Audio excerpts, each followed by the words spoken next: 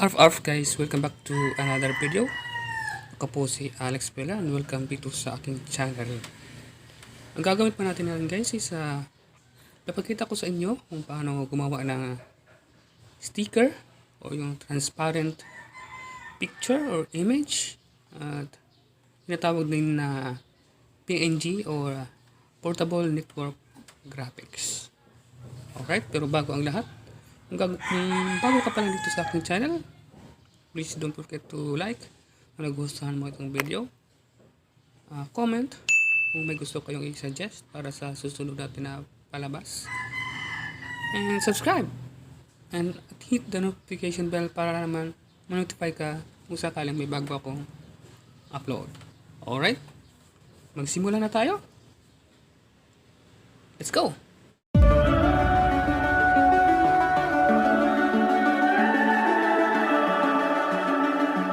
The summer's calling.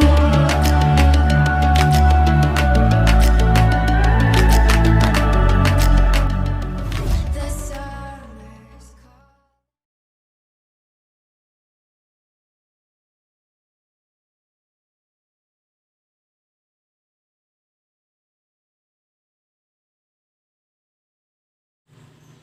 But guys, may hinahanda na ako dito na image para sa ating tutorial ngayon. Ito po ay nakuha ko online.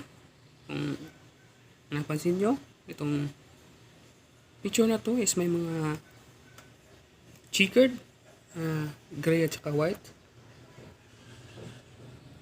Mamaya, kukunin natin yung background gamit lamang nito ang Pixelab. Alright. Simulan na tayo. Ano natin gawin? Position muna natin siya sa gitna. Tapos ilalak natin para hindi na natin magalaw. Then habang nakaselect siya, punta tayo dito sa erase color. Dito na tayo magsimula tanggalin ang ating background. Ayan. Tanggal na ang white. Then may natira pa. Kung napansin nyo, parang gray. Ang gagawin natin is pinutin lang itong plus. Ayan, plus icon dito. At naging number 2 siya. Meaning, pwede na tayo maka-pick ng second color. Ang gagawin natin, pinutin ang color picker. Hinanapin ang gusto nating tanggalin.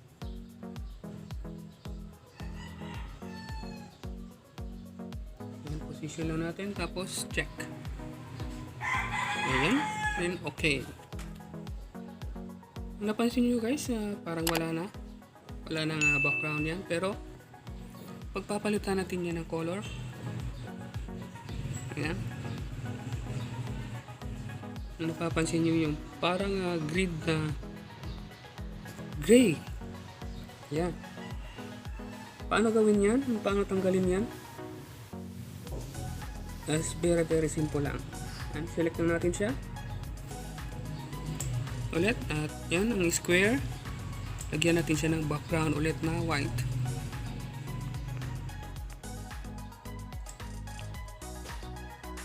Ayan, lagyan na natin siya ng background ulit, tapos pagkatapos nito i-merge natin siya.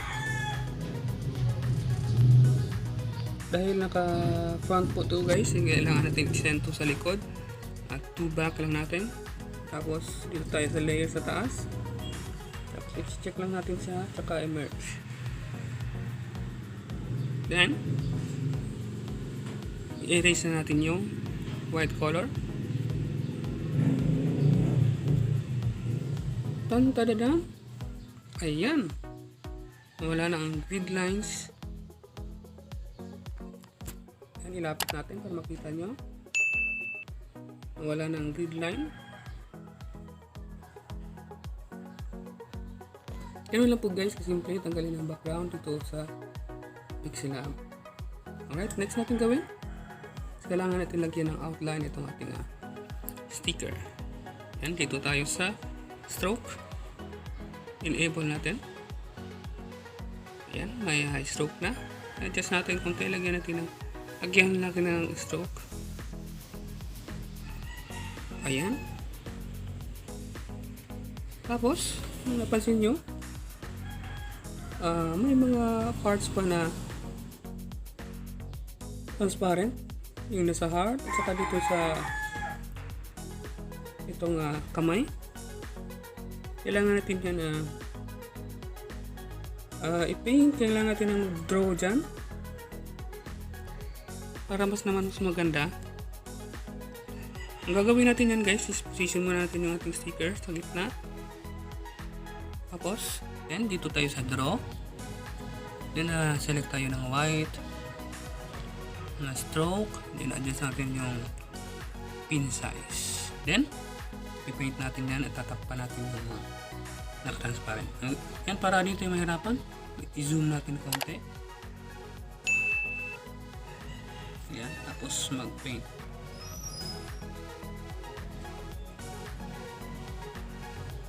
Yan.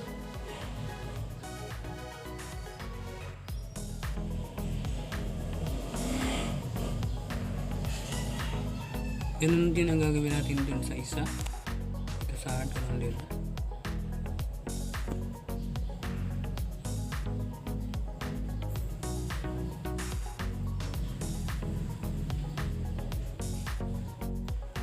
Ayan, okay na. Check natin. Tapos zoom out natin. Next, send natin siya sa likod to back natin. Tapos ito tayo sa layer at immerse natin siya para maging isa. Ayan, meron na tayong sticker. Ang susunod natin gagawin is tanggalin natin yung ating background. Transparent natin. Alright, ganoon lang kasimple guys, paggawa ng sticker o transparent images para sa ating videos. At ngayon, ang gagawin natin kasi nagawa tayo ng simpleng sticker animation. At kuha lang tayo ng isa dito para lamang sa tutorial na ito. Yan, kunin natin yung isa, i-crop natin at i-animate natin yan gamit ang ating KineMaster. Ayan. Ayan na. Center na natin. Tapos save natin siya. Ayan. Format PNG. Save natin. Ayun. Save na. Next. Punta na tayo sa KineMaster at animate na natin yan. Bago muna tayong patuloy guys, gusto ko manang pasalamatan si Inay Mimi Joy dahil siya yung nag-request ng video tutorials na to. Thank you so much Inay. Maraming salamat sa suggestion. Alright, let's continue na guys.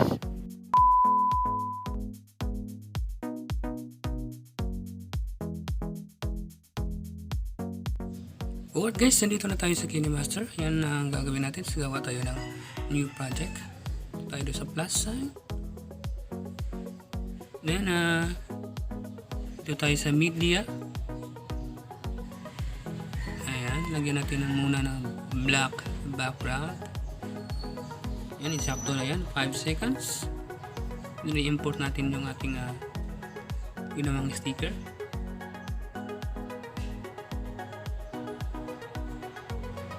Ayan. Pilitan na natin konti. Next natin gagawin guys, paano siya paggalawin or i-animate. Dito tayo sa K. Ayan, i-move natin siya dahan-dahan.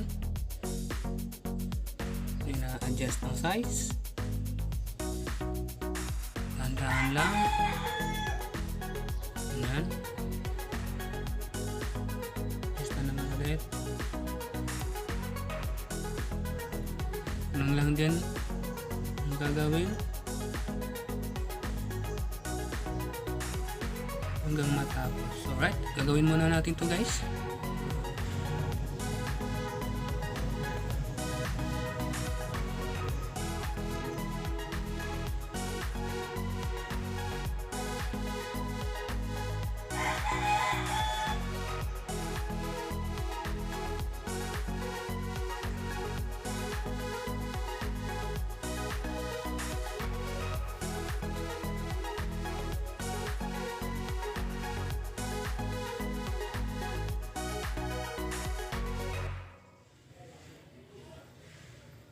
Ganyan lang, parang katas sa bante kasi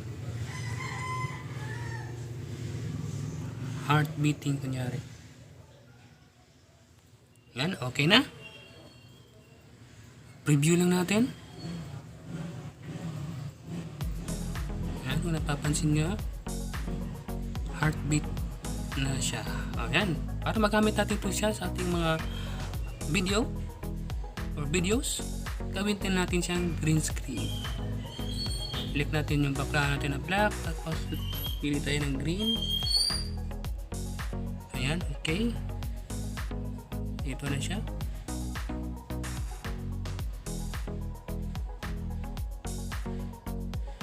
Ayun, ganun lang kasimple guys. Ganun lang kasimple paggawa ng sticker para sa ating mga videos. At yan, pwede natin siya i-save. Ayan, export natin ng project. At yun, pwede natin siya magamit guys sa ating mga palabas. Yun, kung paano gamitin yun, ating green screen, ayan, pwede nyo, makikita nyo yun sa mga palabas ko. Alright, so sana guys, may natutunan kayo dito sa ating video tutorials para sa araw na to. At kung nagustuhan nyo ito, please don't forget to like, comment, share, or subscribe. And hit the notification bell para naman notify kayo sa bago naman natin na upload. Maraming salamat po sa inyong pagpapanood. And see you again on my next video. Peace out. Harf harf.